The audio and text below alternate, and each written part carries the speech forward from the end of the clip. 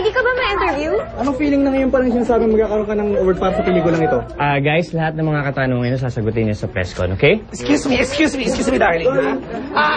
Justine, wag isipin once and for all. Ikaw ba yung lalaki sa video scandal?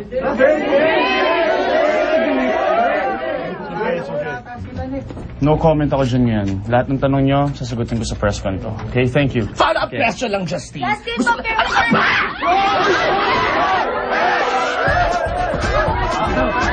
Let's go! Halika na.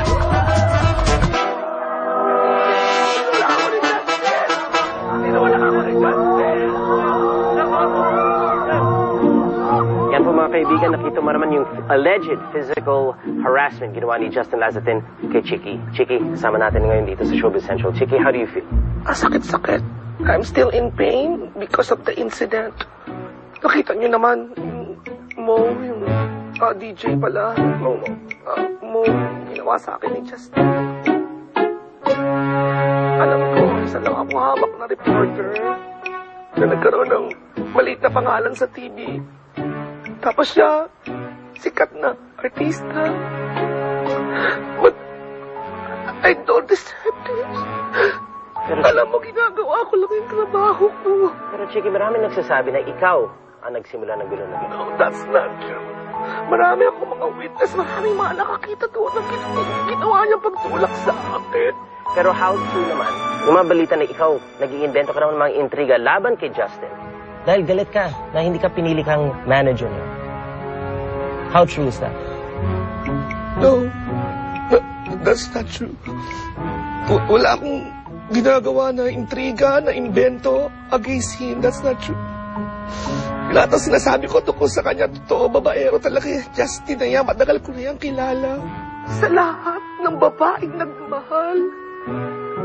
Pero sinakta ni Justin Lazatin. Bukas po ang programa ng inyong lingkod para sa mga hinaing ninyo. Ang sakit-sakit. Gusto ko yung babaero si Justin. Thank you. Gwapo naman kasi. Para naman kay Justin, this show is always open for you to air your side. Babalik po ang Showbiz Central.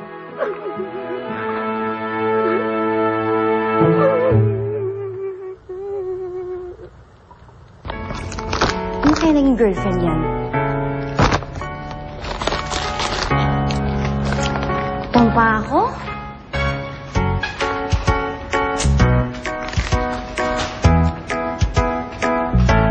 Ano ba yan? Ang gulo-gulo. Puro junk food.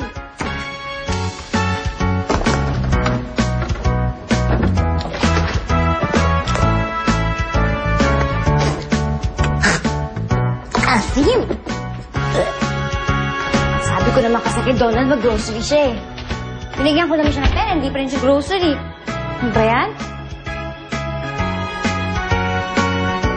Sir, tama. May isang lalaki. Pumunta siya sa grocery, tapos gusto niya bumili ng gatas. May nakilala siyang isang babae na napakaganda, sobrang mistisa, sobrang ang ganda-ganda niya, talagang gumaganda yung balat niya sa kaputian. Tapos, naghahanap din siya ng gatas. Kaya lang, since hindi nila alam kung saan hanapin yung gatas, nagsabay na sa pumunta doon. Nagkain laban.